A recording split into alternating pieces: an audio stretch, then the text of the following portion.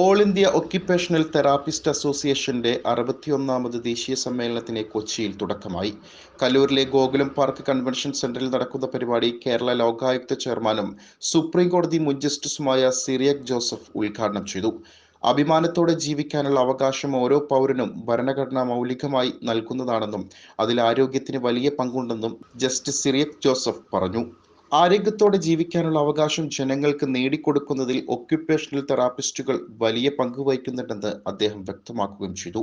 പരിപാടിയിൽ കുട്ടികൾക്ക് സൗജന്യ ഭിന്നശേഷി നിർണയവും രക്ഷിതാക്കൾക്ക് പരിശീലനവും നൽകുന്ന ചിറക് പദ്ധതിയുടെ ഔദ്യോഗിക ഉദ്ഘാടനം തൃക്കാക്കര MLA ഉമാ തോമസ് നിർവഹിച്ചു. 15-ലധികം രാജ്യങ്ങളിൽ നിന്നായി 1000-ലധികം പേർ സമ്മേളനത്തിൽ പങ്കെടുക്കുന്നുണ്ട്. 3 ദിവസങ്ങളായി നടക്കുന്ന സമ്മേളനത്തിൽ ക്ഷണിക്കപ്പെട്ട 15ഓളം വിശിഷ്ട വ്യക്തികൾ സംസാരിക്കും. 30ഓളം വിദ്യാർത്ഥികൾ ഗവേഷണ പ്രബന്ധങ്ങളും പോസ്റ്ററുകളും അവതരിപ്പിക്കും.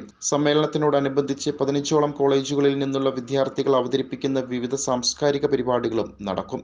കേരള ഒക്യുപേഷണൽ തെറാപ്പിസ്റ്റ് അസോസിയേഷനാണ് സംഘടനാ ചുമതല. Kaduthuruthy MLA advocate Mons Joseph, AIOTA president doctor Anilkumar Srivastava, സമ്മേളനത്തിന്റെ secretary doctor Joseph Sunny, conference coordinator doctor Lakshman Sethuraman, ACOT dean doctor Jyothika Bijlani എന്നിവർ സന്നിഹിതരായിരുന്നു. City Voice, Kochi.